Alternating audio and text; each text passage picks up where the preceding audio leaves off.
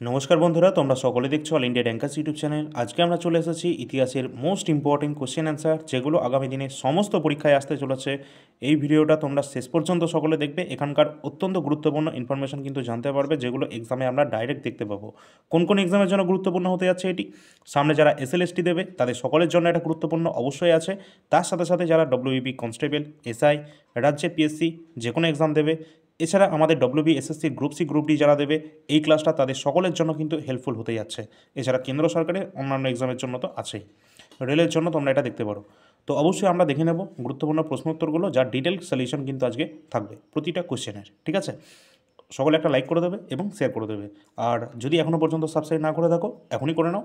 আর তোমাদের বলে রাখি, টেলিগ্রাম চ্যানেলের লিঙ্ক ভিডিও ডিসক্রিপশন বক্সে দেওয়া রয়েছে, সেখানে কিন্তু সকলে যুক্ত হয়ে যাবে, কারণ গুরুত্বপূর্ণ সমস্ত ইনফরমেশন সবার আগে তোমরা এখানে পেয়ে যাবে। তো বেশি দেরি না করে চলো, আমাদের ফার্স্ট প্রশ্ন থেকে শুরু হয়ে যাচ্ছে। প্রথম প্রশ্ন, ভারতীয় জাতীয় কংগ্রেসের প্রথম সভাপতি কে ছিলেন? আমরা সকলেই জানি যে আমাদের ভারতের জাতীয় কংগ্রেসের প্রথম সভাপতি কিন্তু ছিলেন এই ডব্লিউ.সি. ব্যানার্জি, অর্থাৎ উমেশ চন্দ্র ব্যানার্জি। তিনি কিন্তু ভারতের জাতীয় কংগ্রেসের প্রথম সভাপতি ছিলেন। এবং জাতীয় কংগ্রেস থেকে যদি আমরা একটু দেখে নিই, তোমাদের এই রিলেটেড একদম ডিটেল ক্লাস অলরেডি দেওয়াও রয়েছে, তাও তোমাদের বলে রাখি যে 1885 সালে বোম্বাইতে, যেটা বর্তমানে মুম্বাই, তো এখানেই কিন্তু গোকুল দাস তেজপাল সংস্কৃত কলেজে 72 জন প্রতিনিধি নিয়ে কিন্তু প্রথম অধিবেশন কিন্তু এটা বসেছিল, যেখানে কিন্তু উমেশ চন্দ্র ব্যানার্জি তিনি কিন্তু এর সভাপতি ছিলেন। এছাড়া এটাও দেখতে হবে যে জাতীয় কংগ্রেসের প্রতিষ্ঠা কে করেছিলেন। জাতীয় কংগ্রেসের কিন্তু প্রতিষ্ঠা করেছিলেন Alan Octavian Hume, A.O. Hume. এর সাথে কিন্তু এটাও দেখবে যে এই যে আমাদের যে সভাপতিগুলো রয়েছে না, এগুলো তো দেখতেই হবে। তার সাথে সাথে আরেকটা জিনিস আমাদের দেখে নিতে হবে যে এই সময় আমাদের গভর্নর জেনারেল কে ছিলেন। তো এই সময় যে আমাদের গভর্নর জেনারেল ছিলেন বা ভাইসরয় ছিলেন, তার নাম ছিল লর্ড ডাফরিন। পরীক্ষা এখান থেকে প্রশ্ন আসে যে জাতীয় কংগ্রেসের প্রথম মুসলিম সভাপতি কে ছিলেন? সঠিক অ্যান্সার কিন্তু বদরুদ্দিন তৈয়বজি। বদরুদ্দিন তৈয়বজি কিন্তু 1887 সালের যে মাদ্রাজ যে অধিবেশন হয়েছিল, সেখানে কিন্তু তিনি সভাপতিত্ব করেছিলেন। এছাড়া জাতীয় কংগ্রেসের প্রথম মহিলা সভাপতি কে ছিলেন? সঠিক অ্যান্সার কিন্তু হয়ে যাবে অ্যানি বেসান্ত। অ্যানি বেসান্ত কিন্তু জাতীয় কংগ্রেসের প্রথম মহিলা সভাপতি, যিনি 1917 সালের কলকাতা অধিবেশনে সভাপতিত্ব করেছিলেন। এমনকি ভারতীয় জাতীয় কংগ্রেসের প্রথম ভারতীয় সভাপতি যদি জিজ্ঞাসা করা হয়, প্রথম ভারতীয় মহিলা সভাপতি, তাহলে কিন্তু রাইট অ্যান্সার আমাদের হয়ে যাবে সরোজিনী নাইডু, যিনি কিন্তু 1925-এর কানপুর অধিবেশনে সভাপতিত্ব করেছেন।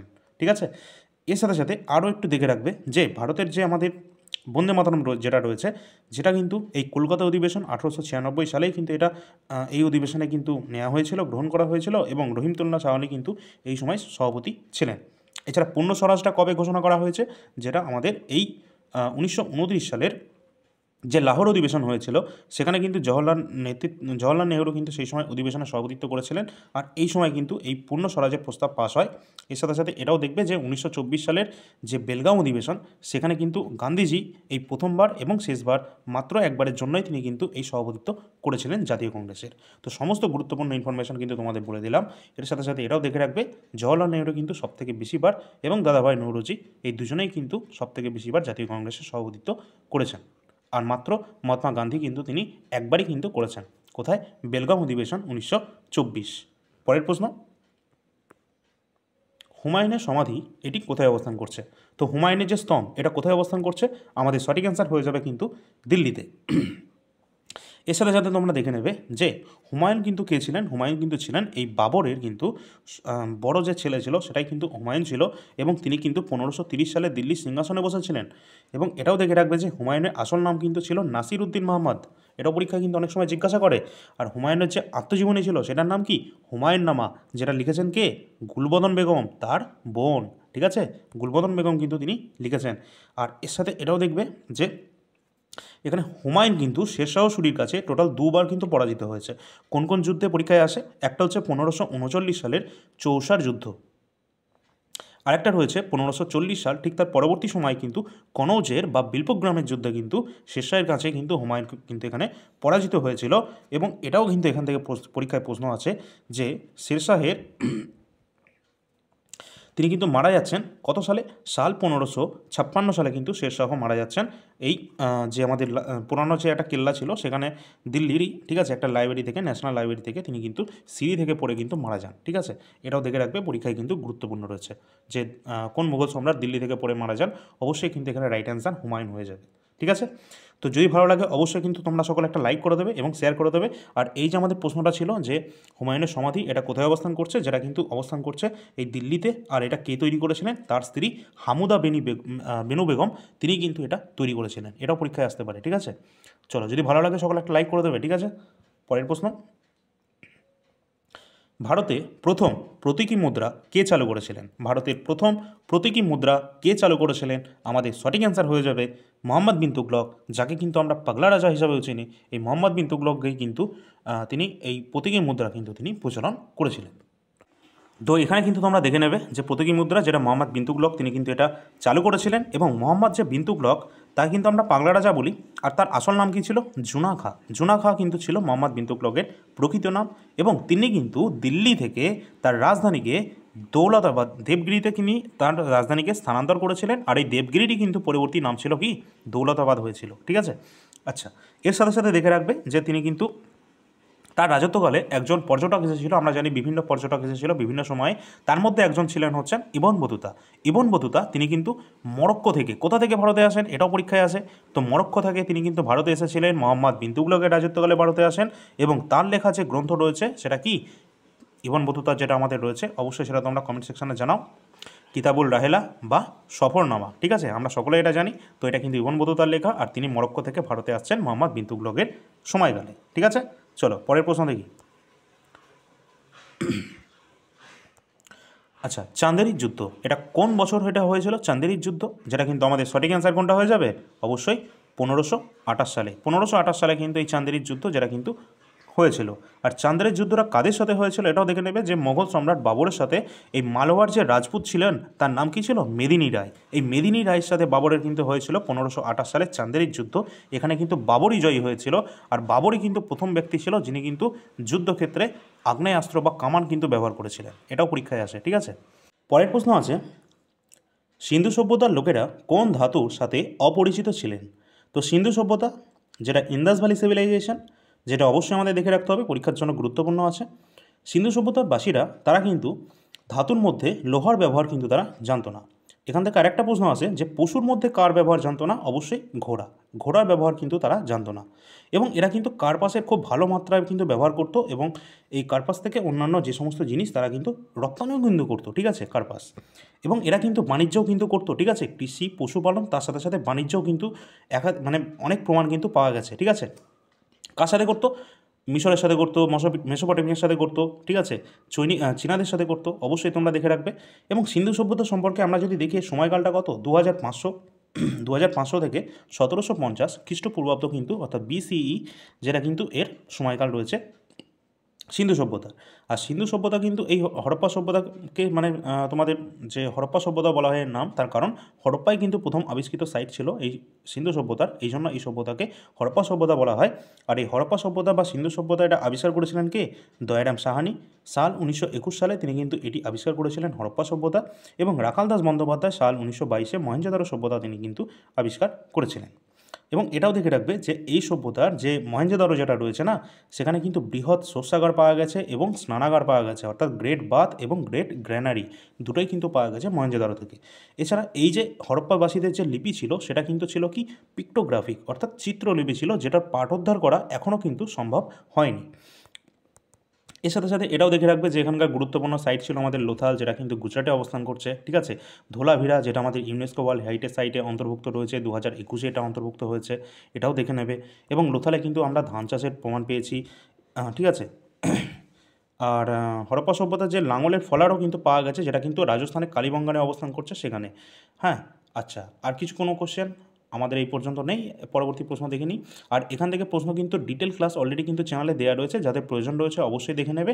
আর তোমাদের আরেকটা বলে রাখি যে এখানকার যে উন্নত নগর পরিকল্পনা এবং এখানকার জল নির্গমন প্রণালী খুব সুন্দর ছিল, এবং এই জন্য কিন্তু এটাকে মানে গ্রামীণ কিন্তু এই সভ্যতা নয়, একদম মানে পাকা ইটের কিন্তু এখানকার সমস্ত কার্যকলাপ কিন্তু ছিল। সেখানকার নগর পরিকল্পনা খুব সুন্দরভাবে কিন্তু একদম করা হয়েছিল। ড্রেনেজ সিস্টেম ছিল, প্রতিটা ড্রেন কিন্তু ঢাকা থাকতো, এবং বাড়িঘর কিন্তু সবসময় একদম পোড়া ইটের তৈরি করা হতো। ঠিক আছে, একই ধাঁচের মানে এগুলো কিন্তু থাকতো।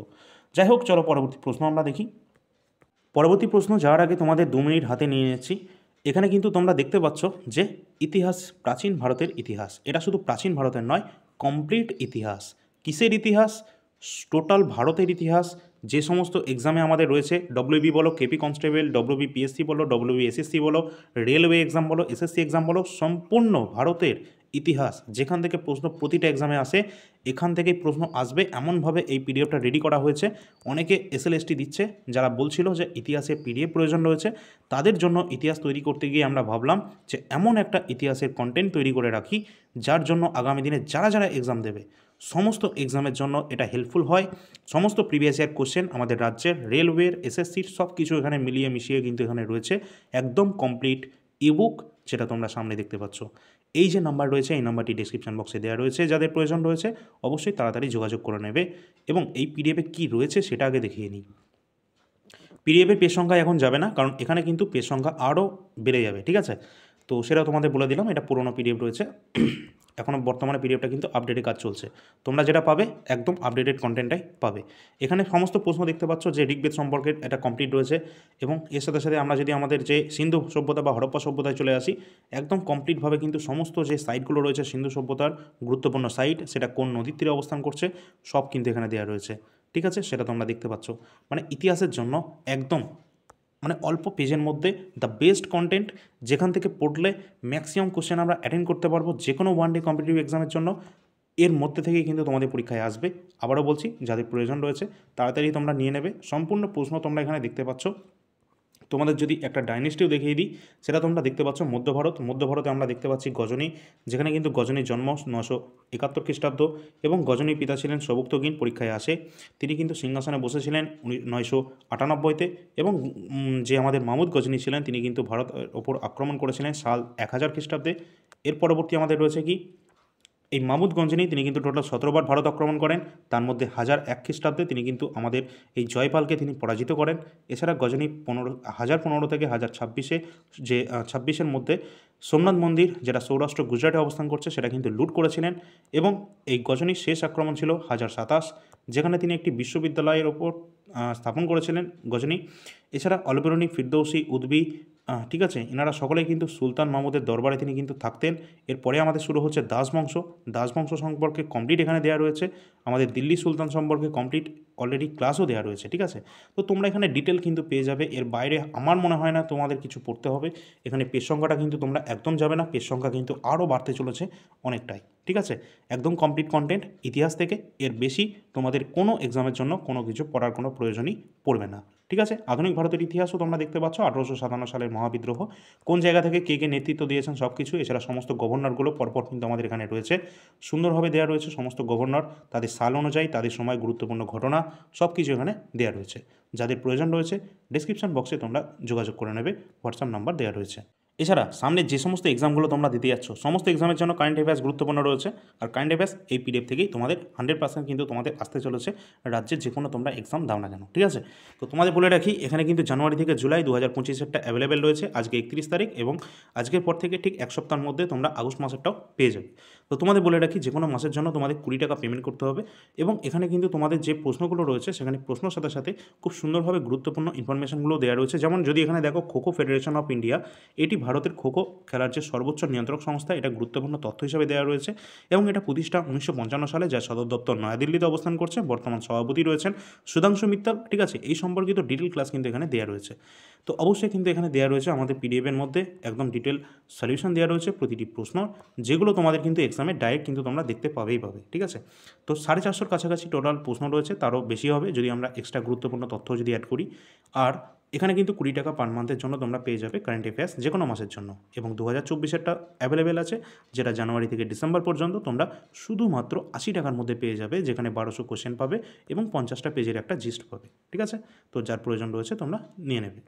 তো অবশ্যই তোমাদের আরও যদি কোনো পিডিএফের প্রয়োজন হয়ে থাকে, এই সমস্ত পিডিএফ অ্যাভেলেবেল রয়েছে, তোমরা দেখতে পাচ্ছ সেটা কারেন্ট অ্যাফেয়ার্স 2024-25 1 নম্বর 2 নম্বর। এনটিপিসি সামনে যারা যদি 2026-এর জন্য কেউ প্রস্তুতি নিয়ে থাকো, তোমাদের বলে রাখছি, রেলওয়ের যে কোনো এক্সাম দাও সামনের, ঠিক আছে? সমস্ত এক্সামের জন্য এনটিপিসি এই 2020-21 এবং 2025-এর এবং আরপিএফএসআই, এই 3টে পিডিএফ যদি তোমরা কমপ্লিট করে যাও না, তাহলে রেলওয়ের যে কোনো এক্সাম দাও না কেন, আশা করছি এর বাইরে তোমাদের কোনো প্রশ্ন কিন্তু থাকবে না। বিশেষ করে তোমাদের কিন্তু সামনে যারা গ্রুপ ডি এক্সাম দেবে, সমস্ত এক্সামের জন্য এই 3টে কিন্তু গুরুত্বপূর্ণ রয়েছে। প্রিভিয়াস ইয়ার প্রশ্ন অবশ্যই কিন্তু ইম্পর্টেন্ট সমস্ত এক্সামে। এছাড়া বায়োলজি রয়েছে, এসএসসি জিডি রয়েছে। তো চলো পরবর্তী প্রশ্ন আমরা দেখে নিই। পরের প্রশ্ন, তুর্কি সুলতানের সমাধি কোন শাসক নির্মাণ করেছিলেন? অর্থাৎ তুর্কি সুলতানের যে সমাধি কোন শাসক নির্মাণ করেছিলেন? সঠিক অ্যান্সার হয়ে যাবে সম্রাট আকবর, তিনি কিন্তু এটি নির্মাণ করেছিলেন। সম্রাট আকবরের সম্পর্কে যদি আমরা দেখি, সম্রাট আকবরের যে পুরো নাম সেটাও কিন্তু পরীক্ষায় আসে, আবুল ফয়দ জালাল উদ্দিন মোহাম্মদ আকবর তার পুরো নাম রয়েছে। তিনি কিন্তু মাত্র 13 বছর বয়সে তিনি সিংহাসনে বসেছিলেন। কত সালে বসেছিলেন বলো তোমরা? 1556 খ্রিস্টাব্দে তিনি কিন্তু সিংহাসনে বসেন। তার অভিভাবক ছিলেন, পরীক্ষায় আসে, তার নাম কি? অবশ্যই বৈরাম খাঁ। ঠিক আছে। আর তিনি তার সময় একটা গুরুত্বপূর্ণ যুদ্ধ ছিল, কোন যুদ্ধ? যেটা কিন্তু দ্বিতীয় পানিপথের যুদ্ধ। পানিপথের দ্বিতীয় যুদ্ধ 1556, যেখানে বৈরাম খাঁ এবং হিন্দু রাজা হেমচন্দ্র বিক্রমাদিত্যের সাথে কিন্তু হয়েছিল, যেখানে মুঘলরাও কিন্তু এখানে জয়লাভ করে। এবং এখানে কিন্তু এই সমস্ত যে গুরুত্বপূর্ণ একটা আমাদের প্রথা ছিল, যেটা হচ্ছে আমাদের কি? দিন-ই ইলাহি নামে একটা ধর্মমত তিনি কিন্তু প্রবর্তন করেছিলেন সম্রাট আকবর। এবং সম্রাট আকবরের রাজত্বকালে কিন্তু নবরত্ন ছিলেন, এদের মধ্যে টোটাল 9 জন গুণী ব্যক্তি ছিলেন কিন্তু। ঠিক আছে, এই 9 জনের মধ্যে গুরুত্বপূর্ণ যেগুলো পরীক্ষায় সেগুলো আসে, সেগুলো একটু বলে দিই। নাম হচ্ছে আবুল ফজল, তার লেখা আইনি আকবরী, পরীক্ষায় কিন্তু জিজ্ঞাসা করা হয়। এছাড়া রয়েছে টোডরমল, তিনি কিন্তু ছিলেন এই আকবরের সময়কার রাজস্ব মন্ত্রী। ঠিক আছে। এছাড়া রয়েছে তানসেন। তানসেন কে ছিলেন? একজন বিখ্যাত সঙ্গীতজ্ঞ ছিলেন কিন্তু তানসেন, আকবরের রাজসভায় পরীক্ষায় আসে। ঠিক আছে। এছাড়া আকবর থেকে আর কী দেখবে? আবুল ফজল তো আকবরের লেখা, সেটা বললাম। আর আকবর কিছু গুরুত্বপূর্ণ শহর কিন্তু নির্মাণ করেছিলেন, যেমন আগ্রার দুর্গ নির্মাণ করেছিলেন, ফতেপুর সিক্রি নির্মাণ করেছিলেন। ঠিক আছে, এলাহাবাদ দুর্গও তিনি কিন্তু নির্মাণ করেছিলেন। তো এই সমস্ত গুরুত্বপূর্ণ জিনিসগুলো তোমরা দেখে রাখবে, পরীক্ষার জন্য গুরুত্বপূর্ণ আছে। পরের প্রশ্ন দেখি। আচ্ছা, ফিরোজ শাহ তুগলক সেচের জন্য কোন কর প্রয়োগ করেছিলেন? তো সেচের জন্য কোন কর প্রয়োগ করেছিলেন ফিরোজ শাহ তুগলক? সঠিক অ্যান্সার হয়ে যাবে আমাদের হক-ই-সেরব। হক-ই-সেরব। পরের প্রশ্ন, আনন্দমঠ গ্রন্থের লেখক কে ছিলেন? তো আনন্দমঠ যেটা বঙ্কিমচন্দ্র চ্যাটার্জি বা বঙ্কিমচন্দ্র চট্টোপাধ্যায়ের লেখা আনন্দমঠ উপন্যাস, যেখান থেকে কিন্তু আমাদের রাষ্ট্রীয় যে গানটা রয়েছে, বন্দে মাতরম রয়েছে, সেটি কিন্তু আমরা নিয়েছিলাম, তাই না? তো আমরা সকলেই জানি এটা কোন অধিবেশনে আমরা নিয়েছিলাম, প্রথমবার কোন অধিবেশনে এটা গাওয়া হয়েছিল বলো, যারা যারা জানো। এটা কিন্তু 1896 সালের কলকাতা সেশনে, যেখানে কিন্তু রহিমতুল্লাহ সাহানি তিনি কিন্তু সভাপতিত্ব করেছিলেন, আমরা জানি সেটা। রহিমতুল্লাহ সাহানি 1896 কলকাতা সেশনে সভাপতিত্ব করেন এবং বন্দে মাতরম গানটি কিন্তু এই সময় গাওয়া হয়েছিল এবং গেয়েছিলেন কে? আমাদের রবীন্দ্রনাথ ঠাকুর। তিনিই কিন্তু এই বন্দে মাতরম গানটি গেয়েছিলেন 1896 কলকাতা অধিবেশনে। আর এখানে এটাও দেখে রাখবে যে এই যে বন্দে মাতরম, এটা কিন্তু আমাদের জাতীয় গান হিসাবে স্বীকৃতি পেয়েছিল সাল কততে? সাল 1950-এ। 1950-এ কিন্তু আমরা এটাকে অ্যাডপ্ট করেছিলাম 24শে জানুয়ারি, একদম এক্স্যাক্ট ডেট হিসাবে কিন্তু দেখে রাখতে হবে পরীক্ষার জন্য, যে 24শে জানুয়ারি 1950-এ আমরা এই জাতীয় গান অর্থাৎ ন্যাশনাল সং বন্দে মাতরম, যেটা এই বঙ্কিমচন্দ্রের আনন্দমঠ উপন্যাস থেকে পাই, সেটি কিন্তু আমরা গ্রহণ করেছিলাম। পরের প্রশ্ন দেখি। যদি ভালো লাগে সকলে একটা লাইক করে দেবে, ঠিক আছে? আগের ক্লাসগুলো দেখে না থাকলে অবশ্যই দেখে নেবে। এছাড়া কারেন্ট অ্যাফেয়ার্সে প্লেলিস্ট করা রয়েছে চ্যানেলে, যাদের প্রয়োজন রয়েছে। ডিটেল কারেন্ট অ্যাফেয়ার্স অলরেডি কিন্তু দেওয়া রয়েছে, 500+ একটি কারেন্ট অ্যাফেয়ার্সের সিরিজ নেওয়া হয়েছে সম্প্রতি, সেটা দেখে যাবে। পরের প্রশ্ন, শেরশাহ সুরির আসল নাম কী ছিল? তো আমাদের কোনটা রাইট অ্যান্সার হয়ে যাবে? তোমরা সকলে জানো এটা, যে ফরিদ খাঁ শেরশাহ সুরির আসল নাম ছিল। এবং শেরশাহী কিন্তু যে ছোটোবেলাকার নাম ছিল যে শের খান বা ফরিদ খান, আমরা সকলেই জানি। আর এই শেরশাহীর সময়কালে যে যুদ্ধ হয়েছিল সেটাও আমরা একটু আগেই দেখেছিলাম, যে হুমায়ুনকে পরাজিত করেছিলেন দুটো যুদ্ধে। কোন কোন যুদ্ধ? একটা হচ্ছে 1539 সালের চৌসার যুদ্ধ, যেটা শেরশাহ হুমায়ুনকে পরাজিত করেন, এবং ঠিক পরের বছরই কিন্তু আবার হুমায়ুন কিন্তু আবার তার উপর মানে আক্রমণ করার চেষ্টা করে।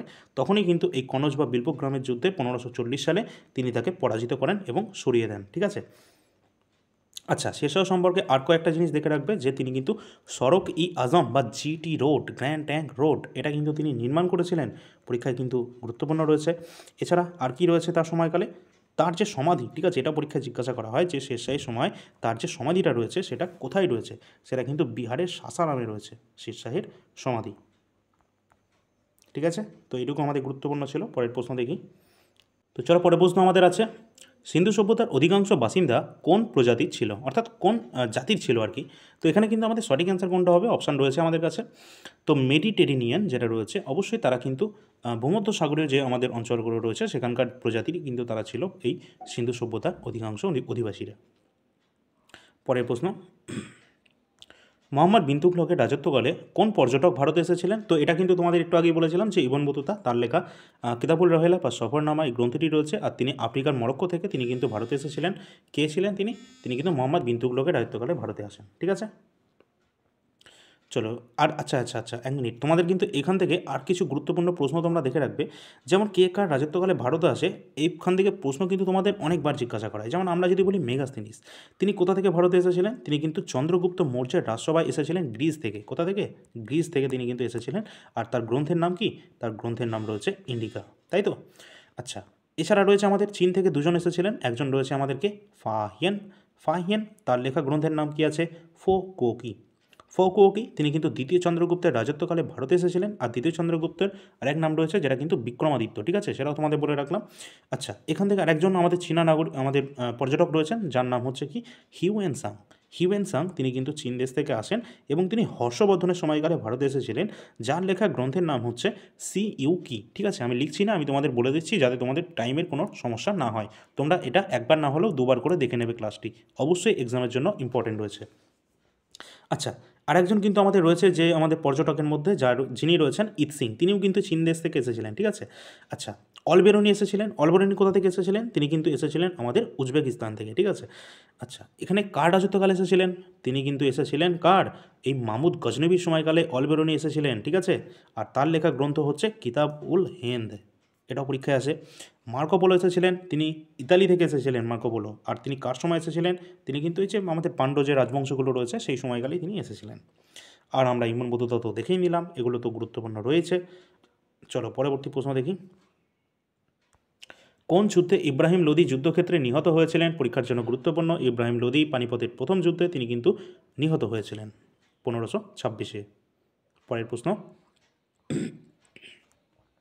খানুয়ার যুদ্ধ কত সালে হয়েছিল? খানুয়ার যুদ্ধ আমরা সকলে জানি, এটা 1527 সালে হয়েছিল খানুয়ার যুদ্ধ। পরের প্রশ্ন কী আছে ফটাফট দেখে নিই।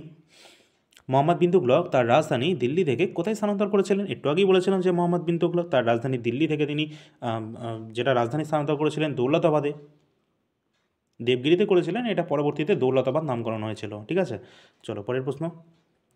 পলাশির যুদ্ধ কোন বছর এটি হয়েছিল? তো পলাশির যুদ্ধ যেটা কিন্তু 1757 সালে 23শে জুন হয়েছিল। ঠিক আছে, ইংরেজদের সাথে সিরাজউদ্দৌলার। পরের প্রশ্ন, যেটা নদিয়ার পলাশিতে হয়েছিল। আচ্ছা, ভারতীয় জাতীয় কংগ্রেসের প্রথম সম্মেলন এটা কোথায় অনুষ্ঠিত হয়েছিল? অবশ্যই ইম্পর্ট্যান্ট রয়েছে, আর এটা আমরা দেখেও নিয়েছি যে 1885 সালে বোম্বাইয়ের গোকুলদাস দেশপান্ডে সংস্কৃত কলেজে, অর্থাৎ বোম্বে যেটা বর্তমানের মুম্বাই। তো অপশান নাম্বার বি আমাদের রাইট অ্যান্সার হবে।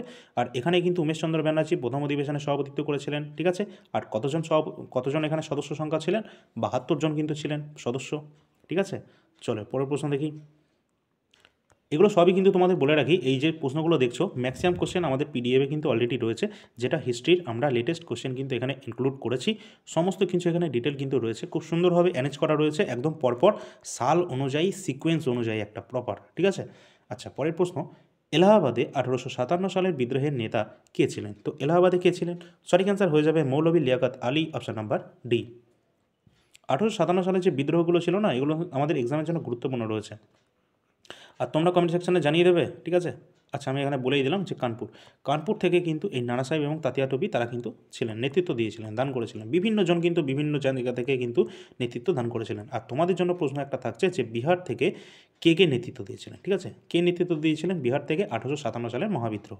তো বিহার থেকে দিয়েছিলেন কিন্তু কুনওয়ার সিং। ঠিক আছে, তোমাদের এটা বলে দিলাম। আর তোমাদের এই প্রশ্নটা দেবো না, তোমাদের জন্য একটা ভালো প্রশ্ন দেবো, যেটা হচ্ছে আমাদের এই সিপাহী বিদ্রোহ প্রথমের যে সূত্রপাত সেটা কোন জায়গা থেকে হয়েছিল? এটা তোমরা বলো, আগের ক্লাস দেখলে তোমরা সকলে এটা পারবে উত্তর দিতে। ঠিক আছে, সিপাহী বিদ্রোহ বা মহাবিদ্রোহ এটা সূত্রপাতটা হয়েছিল আমাদের পশ্চিমবঙ্গে অবস্থান করছে কোন জায়গা থেকে? পরের প্রশ্ন, কার আমলে ইবন বতুতা ভারতে আসে? আমরা এটা দেখেও নিয়েছি যে কার আমলে এসেছিল, মোহাম্মদ বিন তুগলকের রাজত্বকালে ভারতে এসেছিলেন ইবন বতুতা। পরের প্রশ্ন, ভারতীয় বিপ্লববাদের জননী কাকে বলা হয়? আমরা এটাও জানি যে মাদাম কামা বা মাদাম বিকাজি রুস্তম কামা, তাকেই কিন্তু বলা হয়ে থাকে ভারতীয় বিপ্লবের জননী। আচ্ছা, কার্গিল যুদ্ধ এটা কত সালে হয়েছিল? কার্গিল যুদ্ধ পরীক্ষায় জিজ্ঞাসা করা হয়। তো কার্গিল যুদ্ধ কিন্তু সাল 1999 সালে হয়েছিল কার্গিল যুদ্ধ। আচ্ছা, তোমরা কিন্তু ভারতের সাথে যে সমস্ত যুদ্ধগুলো রয়েছে সেগুলো একটু দেখে রাখবে। তোমাদের একটু ছোট্ট করে বলে দিই যে সাল 1965, যেখানে ভারতের সাথে পাকিস্তানের একটা যুদ্ধ হয়েছিল। সাল 1971, এখানেও কিন্তু ভারতের সাথে পাকিস্তানের যুদ্ধ হয়েছিল। এবং সাল 1999 কার্গিল যুদ্ধ ভারতের সাথে পাকিস্তানের হয়েছিল। ঠিক আছে। এখানে কিন্তু একটা যুদ্ধ হয়েছিল ভারতের সাথে চায়নার, এটা কত সাল, যেটা সাল হচ্ছে সাল 1962। ভারতের সাথে চীনের কিন্তু হয়েছিল সাল 1962-তে, সেই সময় কিন্তু আমাদের জওহরলাল নেহরু প্রধানমন্ত্রী ছিলেন। এছাড়া এই সময় কিন্তু ভারতের জাতীয় জরুরি অবস্থা কিন্তু লাগু করা হয়েছিল। এটা তো আমরা আসছি যে ভারতের প্রথম যে জাতীয় জরুরি অবস্থা এটা কখন হয়েছিল, 1962-তে। 1962-তে কিন্তু প্রথমবার জাতীয় জরুরি অবস্থা হয়। তারপর সাল 1971 ভারত পাকিস্তান যুদ্ধের সময়, ভারত চীনের সময় 1962-তে, এবং 1971-এ হচ্ছে ভারত পাকিস্তান যুদ্ধের সময়, এবং 1975 সালে হচ্ছে আমাদের যে একটা অভ্যন্তরীণ যে ডিস্টারবেন্স শুরু হয়েছিল, ঠিক আছে, মানে অভ্যন্তরীণ একটা সমস্যা তৈরি হয়েছিল, তার জন্য কিন্তু এই সাল 1975 সালে যে জরুরি অবস্থা সেটা কিন্তু জারি করা হয়েছিল।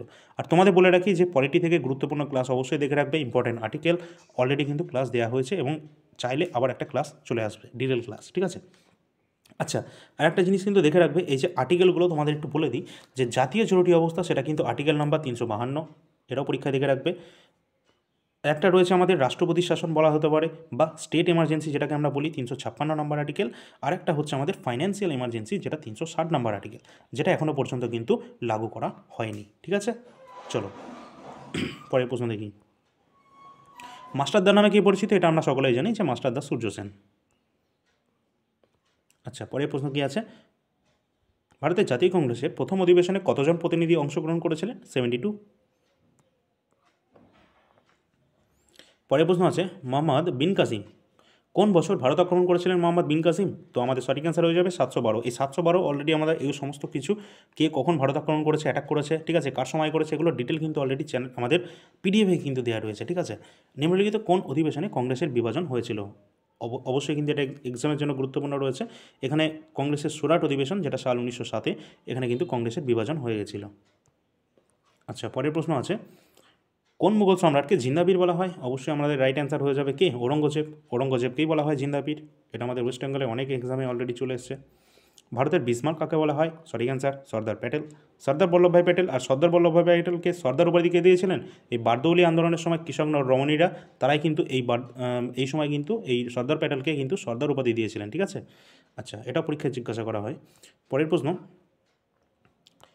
প্রশ্ন দেখি আমরা, লবণ সত্যাগ্রহ এটা কত সালে শুরু হয়েছিল, লবণ সত্যাগ্রহ, যেটা কিন্তু সল্ট মার্চ বা লবণ সত্যাগ্রহ, যেটা কিন্তু অবশ্যই মার্চের দিকে হয়েছিল 1930-এ। পরের প্রশ্ন, জিজিয়া কর কার শাসনকালে এটা পুনরায় চালু করা হয়েছিল, জিজিয়া করটা চালু করা হয়েছিল পুনরায় ঔরঙ্গজেবের সময়কালে। যদি ভালো লাগে অবশ্যই দেখে রাখবে, মধ্য ভারতের গুরুত্বপূর্ণ প্রশ্ন সব কিছু দেওয়া রয়েছে, এছাড়া আধুনিক ভারতও কমপ্লিট রয়েছে। শেরশাহ সুরি হুমায়ুনকে কোন যুদ্ধে পরাজিত করেছিলেন, এটাও আমরা দেখে নিয়েছি যে চৌসার যুদ্ধ, তিনি কিন্তু 1539-এ এই শেরশাহ কিন্তু হুমায়ুনকে পরাজিত করেছিল, এবং কনজ বা বীরভূগ্রামের যুদ্ধ, যেটা সাল 1940, সেখানেও কিন্তু পরাজিত করেছিল, ঠিক আছে। চলো পরের প্রশ্ন, অভিনব ভারত সোসাইটি কে প্রতিষ্ঠা করেছিলেন, সঠিক অ্যান্সার আমাদের হয়ে যাবে বীর সাভারকর। পরের প্রশ্ন আছে, চৌসার যুদ্ধ এটা কাদের মধ্যে হয়েছিল, তো এটা আমরা দেখেই নিলাম যে চৌসার যুদ্ধ হুমায়ুন এবং শেরশাহের মধ্যে হয়েছিল। পরের প্রশ্ন, প্রতিটা প্রশ্ন গুরুত্বপূর্ণ আছে এক্সামের জন্য, ঠিক আছে। সিকান্দার সানি বা দ্বিতীয় আলেকজান্ডার বলা হয় কাকে, আলাউদ্দিন খলজি, যিনি রেশনিং ব্যবস্থা তৈরি করেছিলেন, ঠিক আছে, আলাউদ্দিন খলজি, অবশ্যই এক্সামের জন্য গুরুত্বপূর্ণ আছে। এছাড়া বাজার দর নিয়ন্ত্রণ ব্যবস্থা করেছিলেন তিনি, তাই তো, আড়াই দরওয়াজা নির্মাণ করেছিলেন এই আলাউদ্দিন খলজি, ঠিক আছে। এবং খলজি বংশের প্রতিষ্ঠাতা কে ছিলেন, জালালউদ্দিন খলজি, আলাউদ্দিন নয় কিন্তু, অনেকে ভুল করে। পরের প্রশ্ন, খাজা মঈনুদ্দিন চিশতি কার শিষ্য ছিলেন, খাজা মঈনুদ্দিন চিশতি, সঠিক অ্যান্সার হয়ে যাবে কিন্তু খাজা উসমান হারুনি। তো এটা কিন্তু অলরেডি এক্সামে আসা কোশ্চেন, ঠিক আছে, অনেকে ভুল করে দেয়। পরের প্রশ্ন, আকবর কোন বছর গড় কাটাঙ্গার যুদ্ধ, এটা হয়তো অনেকের নামই শুনিনি, ঠিক আছে। তো এখানে কত সালে হবে আমাদের রাইট অ্যান্সার, 1564 সালে কিন্তু এটি হয়েছিল, গড় কাটাঙ্গার যুদ্ধ। পরের প্রশ্ন আছে, ভারতের জাতীয় কংগ্রেসের অগ্রদূত ছিলেন কে, ইন্ডিয়ান অ্যাসোসিয়েশন। নেক্সট, প্রতিটা প্রশ্ন কিন্তু গুরুত্বপূর্ণ। পরের প্রশ্ন, কোন আইনটি মন্টেগু চেমসফোর্ড সংস্কার আইন নামে পরিচিত, সঠিক অ্যান্সার হয়ে যাবে ভারত সরকার আইন 1919, মন্টেগু চেমসফোর্ড সংস্কার নামে কিন্তু পরিচিত, ঠিক আছে, 1919-এর।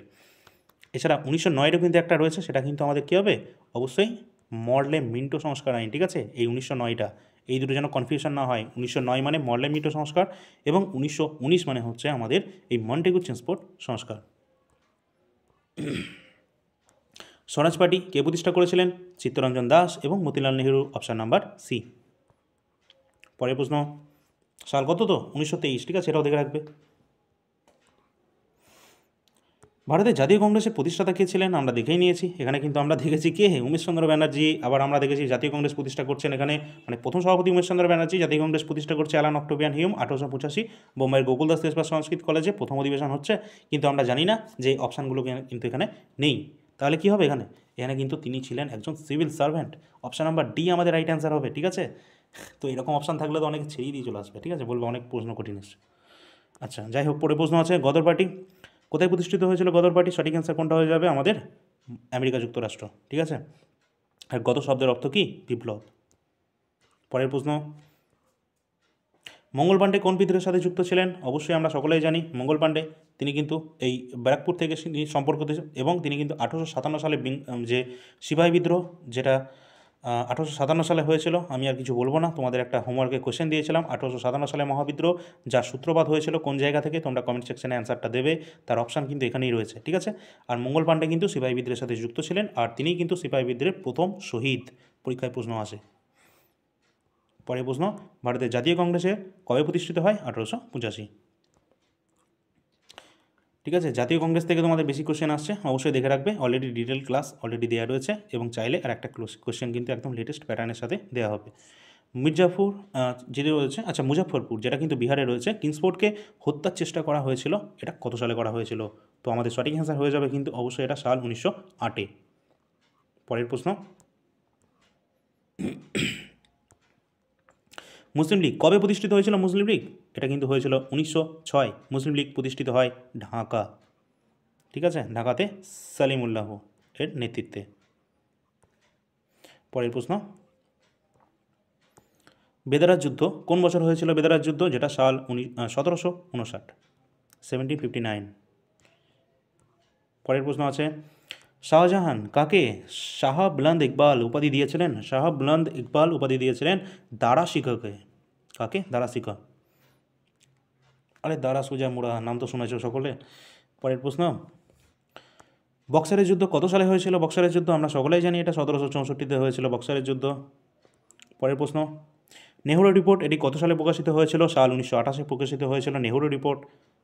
জওয়াহরলাল নেহরুর পিতাই ছিলেন কিন্তু জওয়াহরলাল নেহরু রিপোর্ট কিন্তু পেশ করেছিলেন মতিলাল নেহরু।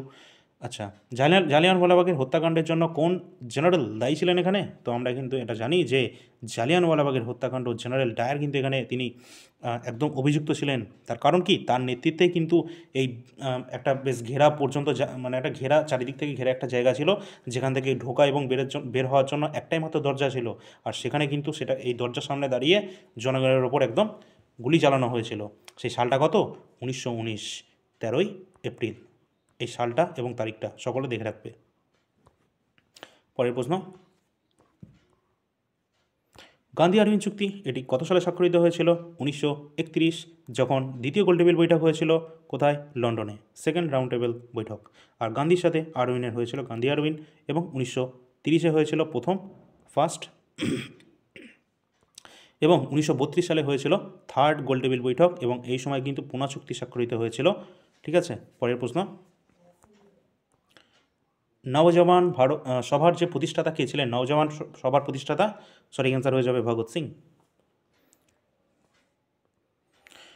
নিম্নলিখিত কোন মুঘল সম্রাট দুবার সিংহাসনে বসেছিলেন? তো সঠিক অ্যান্সার হয়ে যাবে ঔরঙ্গজেব, জিন্দাবিন নামে পরিচিত ঔরঙ্গজেব। আচ্ছা, গুরুত্বপূর্ণ একটা কোশ্চেন রয়েছে, হিদাসপিসের যুদ্ধ অবশ্যই এটা কত সালে হয়েছিল? সঠিক অ্যান্সার হয়ে যাবে 326 খ্রিস্টপূর্বাব্দে কিন্তু এই হিদাসপিসের যুদ্ধ হয়েছিল। কার সাথে হয়েছিল? এখানে কিন্তু গ্রিকের ম্যাসিডোনিয়ার রাজা, যার নাম কি? আলেকজান্ডার দ্য গ্রেট, তার সাথে হয়েছিল কার? ভারতের পোরাস বা পুরুষ সাথে, এই ঝিলাম নদীর তীরে। এই জন্য এটাকে ঝিলামের যুদ্ধ বলা হয় বা হিদাসপিসের যুদ্ধ বলা হয়ে থাকে। বিতস্তা বা ঝিলাম নদীর তীরে এটি হয়েছিল 326 খ্রিস্টপূর্বাব্দে। এবং এখানে কিন্তু এটাও দেখে রাখবে যে 326 খ্রিস্টপূর্বাব্দে তিনি কিন্তু আক্রমণ করেছিলেন ভারতের ওপর। আর এখান থেকে আলেকজান্ডার সম্পর্কে প্রশ্ন আসে, তার যে একটা ঘোড়ার নাম ছিল, ঘোড়ার নাম জিজ্ঞাসা করা হয়, যেটা কিন্তু বুসিফেলাস কিন্তু ছিল তার একটা ঘোড়ার নাম। আর এই আলেকজান্ডার কিন্তু পরবর্তীতে তিনি আর ভারতে কিন্তু এখানে আসেননি। আর এখানে এটাও দেখে রাখবে যে পুরুর সাথে যে যুদ্ধ হয়েছিল না, রাজা পুরুকে কিন্তু তার সাহসিকতার জন্য, মানে অন্যান্য রাজা তার বশ্যতা স্বীকার করে নিয়েছিল আলেকজান্ডারের, কিন্তু রাজা পুরো কিন্তু তিনি কোনো রকমভাবে হার মানেননি। তার অল্প সংখ্যক সৈন্য থাকতেও তিনি কিন্তু তার সাথে মোকাবেলা করেছিলেন, যদিও হেরে গিয়েছিলেন, এবং এই সাহসিকতা হিসাবেই আলেকজান্ডার কিন্তু তার দেশ কিন্তু তার রাজ্য কিন্তু তাকে ফিরিয়ে দিয়েছিল পুরস্কার হিসাবে। ঠিক আছে, এটাও দেখে রাখবে। আচ্ছা, এখান থেকে দেখে রাখবে যে তিনি কিন্তু খাইবার পাস দিয়ে কিন্তু ভারতে অতিক্রম করেছিলেন। কোন দিক থেকে? ওই নর্থ ওয়েস্টের দিক থেকে। ঠিক আছে, আর এটাও দেখে রাখবে যে মাত্র 33 বছর বয়সে এই 323 খ্রিস্টপূর্বাব্দে আলেকজান্ডার দ্য গ্রেট সামান্য মস্কিটোর আক্রমণে তিনি কিন্তু মারা যান, অর্থাৎ ম্যালেরিয়াতে তিনি কিন্তু মারা গিয়েছিলেন। পরের প্রশ্ন কী আছে? আর পরের আর কোনো কোশ্চেন নেই। তো এই পর্যন্ত গুরুত্বপূর্ণ কোশ্চেনগুলো আমাদের ছিল। যদি তোমাদের ভালো লাগে তাহলে একটা লাইক করে দেবে, এখনই শেয়ার করে দেবে, সাবস্ক্রাইব করে রাখবে। সবই যদি করে দাও তাহলে টেলিগ্রাম চ্যানেলে কিন্তু সকলে যুক্ত হয়ে যাবে। ঠিক আছে, সব কিছু করো বা না করো, টেলিগ্রাম চ্যানেলে যুক্ত অবশ্যই হবে। তার কারণটা বলে দিচ্ছি, যে কোনো গুরুত্বপূর্ণ আপডেট সবার আগে সবার প্রথম পাওয়ার জন্য কিন্তু অবশ্যই যুক্ত হতে হবে টেলিগ্রামে। ঠিক আছে, এছাড়া WB, SSC, group C, group ডির জন্য স্পেশাল ক্লাস খুব শীঘ্রই চালু হতে যাচ্ছে। তোমাদের যেই ফর্ম ফিল আপ স্টার্ট হয়ে যাবে তারপর থেকেই তোমাদের ক্লাস চালু হয়ে যাবে। যেদিন থেকে ফর্ম ফিল আপ স্টার্ট হবে সেই দিন থেকেই ধরে নাও তোমাদের ক্লাস চালু হয়ে যাবে। ঠিক আছে, তার আগেও এই ক্লাসগুলো অবশ্যই দেখে রাখবে। এগুলো যেমন এসএলএসটির জন্য গুরুত্বপূর্ণ, ডব্লিউপি, এসআই, কনস্টেবল সমস্ত এক্সামের জন্য ইকুয়ালি ইম্পর্ট্যান্ট রয়েছে সমস্ত ক্লাস। তো চলো, যদি তোমাদের ভালো লাগে একটা লাইক করে দিও। আর যদি তোমাদের অবশ্যই পিডিএফের প্রয়োজন হয়ে থাকে, হিস্ট্রি দ্য বেস্ট কন্টেন্ট কিন্তু এখানে রয়েছে, তোমরা সেটা দেখতেই পাচ্ছ। প্রতিটা চ্যাপ্টার কিন্তু এখানে গুরুত্বপূর্ণ রয়েছে, আর প্রতিটাই কিন্তু এখানে কমপ্লিট করা রয়েছে, তোমরা সেটা এখানে দেখতেই পাচ্ছ। যদি তোমাদের এটা প্রয়োজন হয় অবশ্যই এখনই ডিসক্রিপশন বক্স থেকে নাম্বার নিয়ে যোগাযোগ করে নাও হোয়াটসঅ্যাপের মাধ্যমে, এই নাম্বারে তোমরা যোগাযোগ করে নেবে। এছাড়া যদি অন্যান্য কোনো পিডিএফের যদি প্রয়োজন হয় এই সমস্ত পিডিএফের মধ্যে, তাহলে কিন্তু অবশ্যই তোমরা কিন্তু নিয়ে নেবে। গ্রুপ সি, গ্রুপ ডির জন্য, অর্থাৎ বিশেষ করে গ্রুপ সির জন্য কারেন্ট অ্যাফেয়ার্স 15 নম্বর রয়েছে। হয়তো 15 নম্বর থাকবে কি 10 নম্বর থাকবে এটা আমরা আজকেই জানতে পারবো, একটু পরে আমাদের বিজ্ঞপ্তি চলে আসবে আমাদের হাতে, তো তখনই আমরা দেখে নেব। আর এখানে 20 টাকা পার মান্থে, একদম কম প্রাইসে, এর থেকে কম কোথাও পাবে না। আর এর থেকে বেস্ট কন্টেন্ট আমি একদম বলে দিতে পারি কোথাও পাবে না। ঠিক আছে, তো অবশ্যই যার যেটা প্রয়োজন রয়েছে সেটা তোমরা নিয়ে নেবে। তো চলো পরবর্তী ক্লাস নিয়ে আসছি। ধন্যবাদ।